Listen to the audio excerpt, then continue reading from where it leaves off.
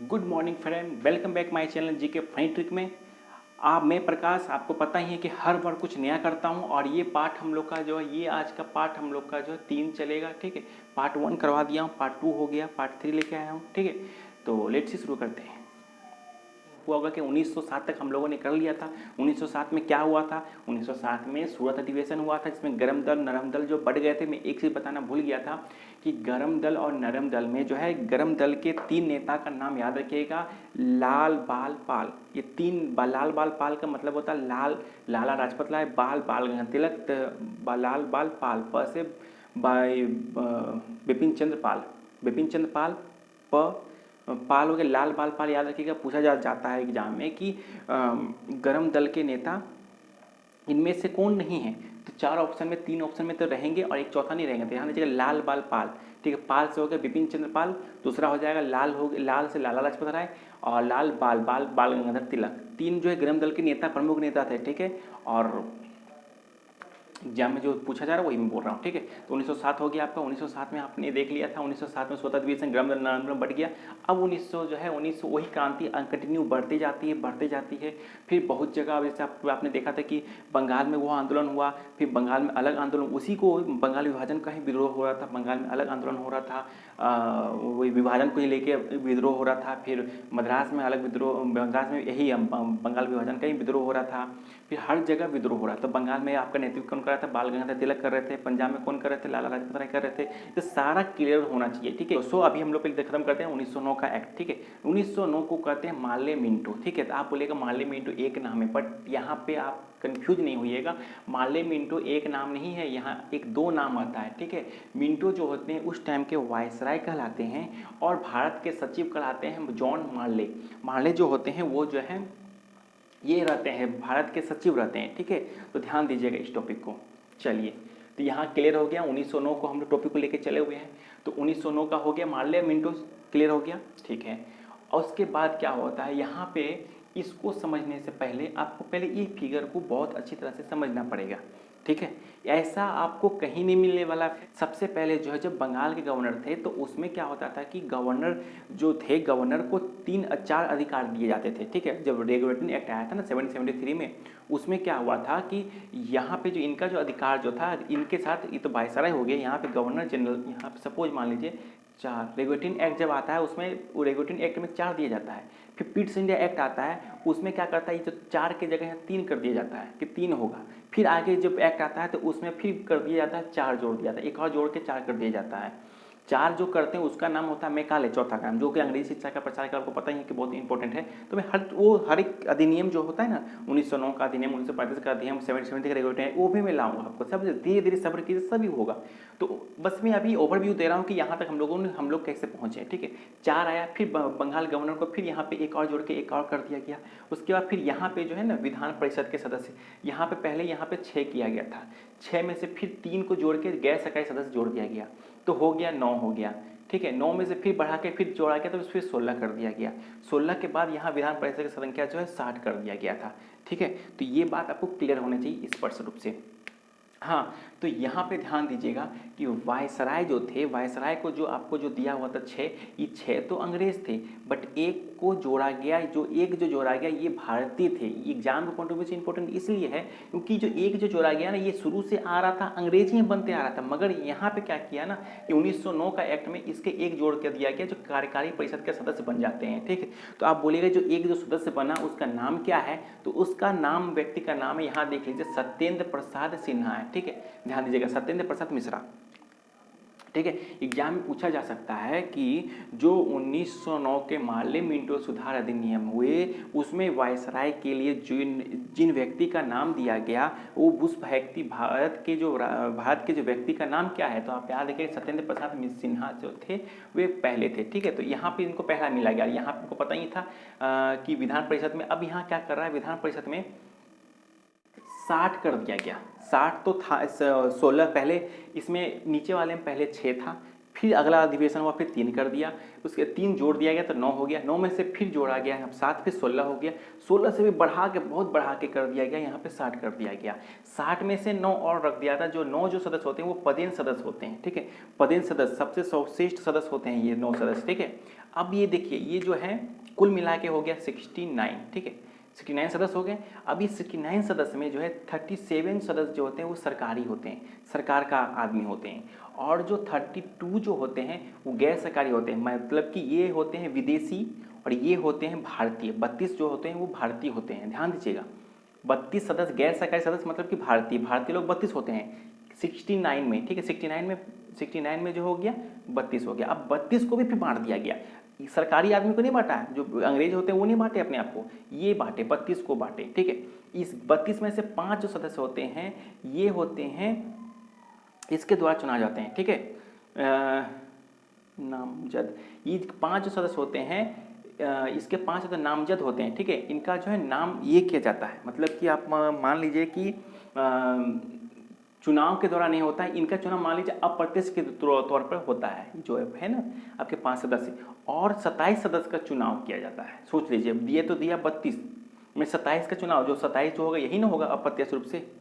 नामजद मतलब कि अंग्रेज लोग ही ये 5 गो का नाम, जैसे कि अभी राज्यसभा में होता है ना 12 सदस्य मनोनीत करते हैं, उसी प्रकार उस टाइम जो था कि 5 गो अंग्रेज ही जो है 5 सदस्य को करेगा।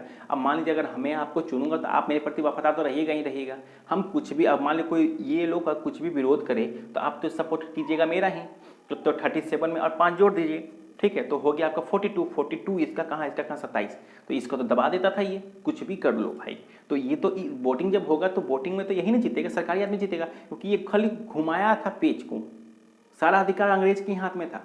ये लोग कुछ भी कर लो भाई, हम अपने ही रोल अपनाएंगे, ठीक है, हाँ बोलो चाहे ना बोलो, इसका तो उसका जो प्रोसेस जो ऊपर से ऑर्डर आएगा वही करेगा, तो वही होता था, ठीक है। बस वो लोहाना दिया कि चलो आपको भी सदस्य दे दिया गया था, ठीक है।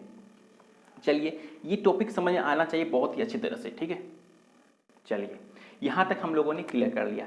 यहाँ पे क्या होता है कि केंद्र और प्रांत विधान परिषदों की संख्या में वृद्धि, जैसे कि आप लोगों ने देखा 60 16 6 था, 6 में 3 जोड़ा, पहले जोड़ा था 3, फिर उसका फिर से यहाँ पे जोड़ दिया गया 7 जोड़ा गया, जो कि हो गया 16, 16 के बाद फिर जो है जोड़ के 60 जोड़ा गया, 60 और 9 जोड़ दिया 69 हो गया। तो सोच सकते हैं कि विधान परिषदों की संख्या कितना वृद्धि कर दिया। उसके बाद बोलता है कि आपको बहुत सारा हम काम दे देंगे, कार्यपालिका के जो सवाल जवाब कीजिए, उसके सवाल को जवाब दीजिए, फिर आपको बजट पेश कीजिए, बजट पर बहस कीजिए, सब कर लीजिए भाई, जो भी है सब काम कर लीजिए। मगर मेन तो लीडर अंग्रेजी था ना, कुछ भी हाँ या ना कर लीजिए, वो अपनी ही बात को मानता था, ठीक है। तो बस वो लुभाना दिया कि आपको देखिए इतना सारा हम काम दे दिए हैं, आप अपना काम कीजिए, समझे ना, वो बस बिजी रखने के लिए करता था, ठीक है। तो लेट्स सी, इतना आपको समझ में आ गया होगा, यहाँ पे कोई दिक्कत नहीं हुआ, ठीक है। चलिए, यहाँ तक हम लोगों ने समझ लिया। उसके बाद ये लोगों ने क्या किया, एक तो 1905 में इन्होंने क्या किया था कि हिंदू और मुसलमानों को अलग अलग करना, बीज बोने का काम किया, और 1909 में जाकर वो बीज को पूरी तरह से रोप दिए ये लोग।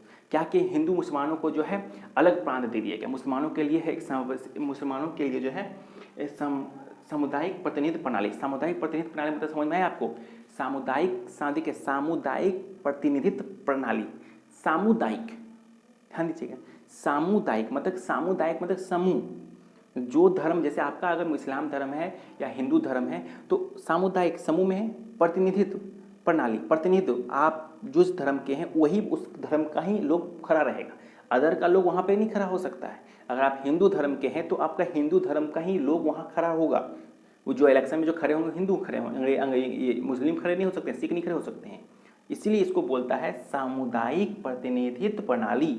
हमेशा याद रखिएगा, क्वेश्चन में ही आंसर छुपा रहता है, समझने की आपका दिक्कत है। तो हम लोग का जो 1909 कंप्लीट हो गया, ठीक है। अब हम लोग जब लेके चलेंगे तो 1911 लेके चलेंगे, 1912 लेके चलेंगे, तो वो सब लेके चलेंगे ताकि अब वहाँ पे मज़ेदार आएगा। तो हमें चाहता हूँ कि एक टॉपिक खत्म हो गया, अब आपको हमें चाहता हूँ कि ये जो है एक टॉपिक क्लियर करें हम लोग, जैसे कि काकोड़ी कांड के बारे में कुछ डिटेल जान लीजिए, क्योंकि क्वेश्चन कहाँ से पूछ दे ना आपको खुद पता नहीं रहेगा। मैं बाबा बोलता है नोट्स आपको खुद बनाना होगा, मैं कुछ नोट्स नहीं देने वाला हूँ। कहानी सुनिए, जब बचपन में जब कहानी सुनते थे क्या फ़र्क पड़ता था, कहानी सुनते थे सुनाते थे आपको रिविजन होता था। मेरा मानना है कि आप मेरी कहानी को सुन लीजिए, किसी और को सुना दीजिए, आपका रिवीजन भी हो जाएगा, नोट्स भी तैयार हो जाएगा। कहाँ नोट्स तैयार होगा, दिमाग में नोट्स तैयार होगा, ठीक है। तो नासिक षड्यंत्र, इसमें क्या हुआ था, गौर कीजिएगा इस डेट को, 1895 और 1876, ठीक है। तो 1876 से ही नासिक षड्यंत्र शुरू हो गया था। नासिक कहाँ पे है, महाराष्ट्र में है। तो 1876 में क्या हुआ था कि महाराष्ट्र में महाराष्ट्र की राजधानी जो थी पुणे थी, तो पुणे में क्या होता था कि वो एक भूखमरी छा गया था। इस भूखमरी के कारण जब सरकार की उदारता के कारण क्या हो रहा था कि कोई कुछ कर ही नहीं पा रहा था, ठीक है। तो उसी से तंग आकर, गुस्सा आकर जो है, एक आदमी का नाम है वासुदेव बलवंत फड़के, ठीक है। वासुदेव बलवंत फड़के का नाम हमेशा आप याद रखिएगा। ये क्या करते हैं, वासुदेव बलवंत फड़के जी क्या करते हैं, अंग्रेजों के खिलाफ आवाज़ उठाते हैं। आवाज़ उठाने से पहले वे जो जहाँ जॉब करते थे वहाँ पे उन्होंने त्याग पत्र दे दिया और अंग्रेज के विरुद्ध लग गए। और उन्होंने ही कहा था कि मैं अंग्रेज को बाहर से निकाल फेंकूंगा और भारत पे जनता का राज करूंगा। तो एग्जाम में ये क्वेश्चन पूछा गया है फ्रेंड, ध्यान दीजिएगा ये क्वेश्चन, मैं अंग्रेज को भगाकर जनता का राज कायम करूंगा, ये किसने बोला था? तो ध्यान दीजिएगा, ये बलवंत वासुदेव बलवंत फड़के ने बोला था। तो ये सब टॉपिक एग्जाम में या बीपीएससी या यूपीएससी या यूपीपीएससी में भी पूछा गया था कि मैं अंग्रेज को भगाकर जनता को राज कायम करूंगा, ये किसने कहा था? तो ध्यान दीजिएगा, वासुदेव बलवंत फड़के ने। तो ये कहाँ से हम लोग लाए हैं? अभी हम नासिक पर्यंत से लाए हैं। क्लियर? चलिए, तो यहाँ तो समझ आया कि वासुदेव ने ये कहा था। इन्होंने क्या किया कि अंग्रेज को भगाने के लिए भाषण वगैरह दिया, जनता को जागरूक करने लगे कि यार ऐसे नहीं चलने वाला, आपको विद्रोह करना होगा, मतलब कि बहुत हर तरह से जो वो कर ली। फिर इन्होंने जो है संस्था बनाई, हर तरह से जो ये अपना ये करते रहे, ठीक है। चलिए, यहाँ तक क्लियर हो गया। तो इस तरह से क्या होता है कि जब अंग्रेज को पता चला कि उनके विरुद्ध जो है कुछ ऐसे लोग, ऐसे संस्था बन रही है, तो क्या किया उन्होंने, जो इन्हें गिरफ्तार करके जो है, इन्हें गिरफ्तार कब किया? इन्हें गिरफ्तार किया गया 31 अगस्त 1879 को। 31 अगस्त 1879 को गिरफ्तार किया जाता है और इन्हें सजा के रूप में जो फांसी नहीं दी जाती है, उन्हें बोलता देश से निष्कासित कर दिया जाता है। अब देश के निष्कासित करने के बाद दूसरे देश के में जेल में रखा जाता है और उसी दरमियान क्या होता है, उनकी मृत्यु हो जाती है 1888 में, 1888 में मृत्यु हो जाती है, ठीक है। साफ साफ मैं बोल रहा हूँ, क्लियर होना चाहिए क्योंकि यही ये स्पेशल अभी लोग के लिए चैनल बना हुआ है, ठीक है। चलिए, हो गया। फिर उसके बाद जब इनकी मृत्यु हो गई ना, तो इनकी जो संस्था थी, संस्था को चलाने के लिए जो और भी तो लोग, बहुत लोग जुड़े हुए थे उसमें, तो अब उनमें से भी दो निकलते हैं। एक माँ के दो लाडले निकल के आते हैं। दो लाडले का नाम होता है दामोदर हरि चापेकर, दूसरा बालकृष्ण चापेकर। ध्यान दीजिएगा, एक माँ के दो औलाद निकल के आते हैं। दो लाडले का नाम होते हैं दामोदर हरि चापेकर और दूसरे बालकृष्ण चापेकर। क्लियर? ये दोनों क्या करते हैं, व्यायाम मंडल, देखिए व्यायाम मंडल खोलते हैं। इसमें क्या होता है कि जो देश के जो नौजवान है ना, उन्हें अस्त्र शस्त्र की शिक्षा दी जाती थी, ठीक है। तलवार कैसे चलाया जाता है, भाला कैसे चलाया जाता है, देसी स्टाइल में, ठीक है, जो पहले राजा महाराजा लोग करते थे उस तरह से। फिर गुलेर किस तरह चला के हम लोग जो अपनी रक्षा कर सकते हैं, हर तरह से वो लोग सिखाते थे, ठीक है। तो ये चीज़ प्रोसेस को चलता रहा। इन लोगों ने क्या किया, दो अंग्रेज थे, उनका नाम था रेखियात रेंडर और एयरस्टर को मारने की बात सोची कि लोगों को इन्हें मारना होगा। क्यों मारना होगा? क्योंकि उस टाइम जो क्या हुआ था, ये 1876 में क्या हुआ था ना कि 1895 में क्या हुआ था, इनकी उस टाइम जो है प्लेग महामारी फैल गई।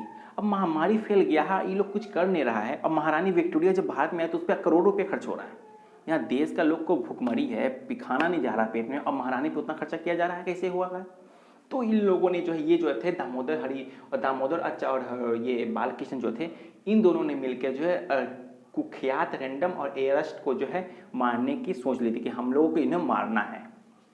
तो कैसे मारेंगे? तो महारानी विक्टोरिया का जो ये था, क्या नाम है, हीरक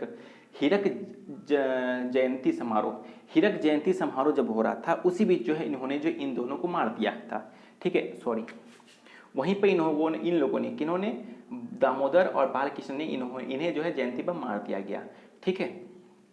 चलिए, मारने के बाद क्या होता है, जब मार दिया जाता है तो ये जो दामोदर हरि जो चापेकर हैं, वे क्या करते हैं, जैसे ही वे तो गिरफ्तार हो जाते हैं, ठीक है। गिरफ्तार जब हो जाते हैं, उन्हें फांसी की सजा दे दी जाती है। जब फांसी की सजा दी जाती है तो इनका जो संस्था जो थी, व्यायाम मंडल के जो सदस्य थे, वे बहुत क्रोधित हुए। इनका बदला किससे लिए? वे उनका बदला जो है इससे लिए, किसके लिए? द्रविड़ बंधु से लिए। देखिए, द्रविड़ बंधु से इन्होंने इसका बदला लिया, इन्हें मार के। किसने मारा था द्रविड़ बंधु को? द्रविड़ बंधु को मारा था इसने, क्या बोलता है इसमें, ये मंडल व्यायाम मंडल के सदस्यों ने इन्हें मारा था। अब बोलिएगा क्यों मारा इन्हें, ये तो भारतीय थे मगर इन्होंने गद्दारी कर दी, इन्हीं के बदौलत, द्रविड़ बंधुओं के ही बदौलत जो है ये दामोदर जी पकड़ा गए थे। ठीक है, तो अंग्रेज का ही खिलाफ चल गया है, ठीक है, अंग्रेज के सपोर्ट कर रहा है तुम, ठीक है, तो उड़ा ही देते हैं तुमको, तो फिर उड़ा दिया गया। अब उड़ाने के बाद जैसे अंग्रेज को पता चला कि अरे भाई इसको जो हमने तो सपोर्ट किया था उसको ये लोग उड़ा दिया, तो चलो, तो फिर क्या किए थे, बाल कृष्ण जो थे इनके साथ महादेव विनायक रानाडे और सहित महादेव रानाडे और 4 सदस्य को जो फांसी की सजा दे दिया गया था। ठीक है, क्लियर हो गया यहाँ तक। अब जब यहाँ भी मर गए दोनों भाई, आगे बढ़ने के बाद दोनों की मृत्यु हो गई। मृत्यु होने के बाद फिर एक माँ के 2 लाडले निकल के आते हैं, एक आता है गणेश और दामोदर सावरकर, ये भी 2 भाई थे। अब इन दोनों ने क्या किया कि 2 भाई जो थे वो 1906 में मित्र मेला, ध्यान दीजिएगा, मित्र मेला क्रांतिकारी संस्था का सदस्य थे।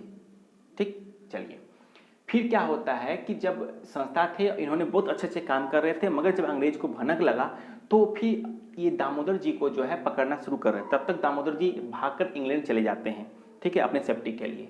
फिर 1906 में क्या होता है कि अभिनव भारती की स्थापना होती है। देखिए यहाँ ध्यान दीजिएगा, इस पॉइंट को ध्यान दीजिएगा, 1906 में अभिनव भारती की स्थापना होती है। तो पूछा जा सकता है एग्जाम में, अभिनव भारत की स्थापना कब होती है, तो 1906 में होती है। और उसने किया था तो दामोदर और गणेश जी ने करते हैं। ठीक है, इतना क्लियर हो जाना चाहिए। ठीक है, अभी अभिनव भारती संस्था क्या थी, तो देखिए यहाँ पे अभिनव भारती संस्था थी और यहाँ पे कौन था, व्यायाम मंडल था। यहाँ पे क्या था, अस्त्र शस्त्र, बाला भाला जो भी था, जो देसी स्टाइल में करते थे वो। बट यहाँ पे क्या होता था, कारतूस का, बंदूक बनाने का, बंदूक में वो बम बनाने का, किस तरह से कैली को यूज करते हैं हम लोग। तो यहाँ पे षड्यंत्र यहाँ पे सिखाया जाता था देश के नौजवानों को यहाँ पे लाकर। उसके बाद हर संस्था बनाई, कोई मुंबई, पुणे, बहुत जितना देश के हर कोने कोने में जो है ये गुप्तनीय सभा, गुप्त टाइप का कहीं कहीं छुपा छुपा जगह में बनाया जाता था। मगर किसी दिन एक दुर्भाग्यवश क्या होता है कि एक कारखाना था कोल्हामपुर में, एक कारखाना खोला गया था कोल्हामपुर। वहाँ पे क्या हुआ कि दुर्भाग्यवश वहाँ बम फूट गया। अब बम फूट गया तो वहाँ पे अब अंग्रेज आना ही था। अंग्रेज आया, उन्हें पकड़ लिए। पकड़ने के दरमियान क्या होता है, तो अब पकड़ लिए जाते हैं। फिर गणेश सावरकर जो थे वे क्या बोलता है, अब ये दामोदर जी तो चले गए लंदन। अब गणेश सावरकर जी तो है राष्ट्रवादी कविता के लिए जो है ये हो जाते हैं, उन्हें कैद कर लिया जाता है। तो 9 जून 1909 को। तो आप बोलिएगा कि ये क्यों कैद किया गया, अब इनको कुछ क्लू ही नहीं मिल रहा था कैसे इसको हम पकड़ें। तो इन लोगों ने बोला अरे तुम कविता लिखता है, ठीक है रुको। तो गणेश सावरकर को जो है राष्ट्रवादी कविता, राष्ट्रवाद के रूप में कविता क्यों लिख रहे हैं आप तो इसके रूप में उन्हें गिरफ्तार कर लिया गया। और 9 जून 1909 को उन्हें जो है गिरफ्तार कर लिया गया। ठीक है, तो यहाँ तक तो आपको क्लियर हो गया होगा, यहाँ तक आपका क्लियर हो गया। ठीक है, तो जब गिरफ्तार कर लिया गया तो इनका भी एक सदस्य, किसका, अभिनव भारती का एक सदस्य का नाम था, क्या नाम था, अनंत कान्हो। ठीक है, अनंत कान्हो ने क्या किया, 21 दिसंबर 1909 को क्या करते, ध्यान दीजिए 21 दिसंबर, ये टॉपिक हमेशा याद रखिएगा। 21 दिसंबर 1909 को क्या किए थे इन्होंने, तो इन्होंने किया था जिला मजिस्ट्रेट जो थे की हत्या किए थे। किसने किया था, जिला मजिस्ट्रेट की हत्या, जिला मजिस्ट्रेट की हत्या अनंत कान्हो ने किया था। ठीक है, ये टॉपिक को ध्यान से दीजिए, देखिएगा।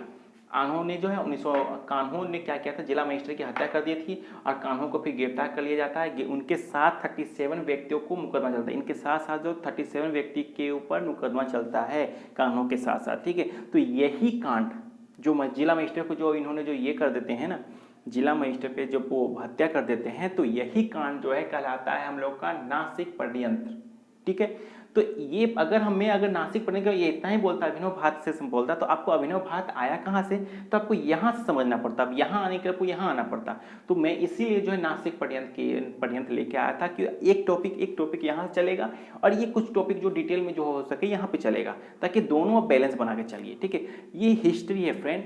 और हिस्ट्री में क्या होता है, हर एक कड़ी इससे किसी न किसी कड़ी से जुड़ा हुआ रहता है। ठीक है, अगर आप नासिक पर्यंत पढ़ लिए तो अब कल जब कुछ बताऊंगा ना, तो आपको ध्यान में रहना चाहिए कि अरे नासिक पर्यंत में अरे वो हुआ था, उसका भाई तो वो ऐसा काम किया था, फिर अगला जगह फिर 1-2 भाई आता है, वे लोग ऐसा काम करते हैं। तो इस तरह से आपको ध्यान में रहना चाहिए। और जब मैं अगला टॉपिक ले जाऊँगा तो उसमें और मजे आएगा, क्योंकि इसका टॉपिक इससे जुड़ा हुआ रहेगा। ठीक है, क्योंकि आपको पता चेन की तरह हिस्ट्री है, एक चेन छोड़ दीजिएगा तो फिर हिस्ट्री समझ में नहीं आने वाला है। एक चेन दूसरा चेन फंस गया, हो गया। ठीक है, और फ्रेंड अगर अच्छा लगे ना तो फॉलो और लाइक और शेयर जरूर कीजिए।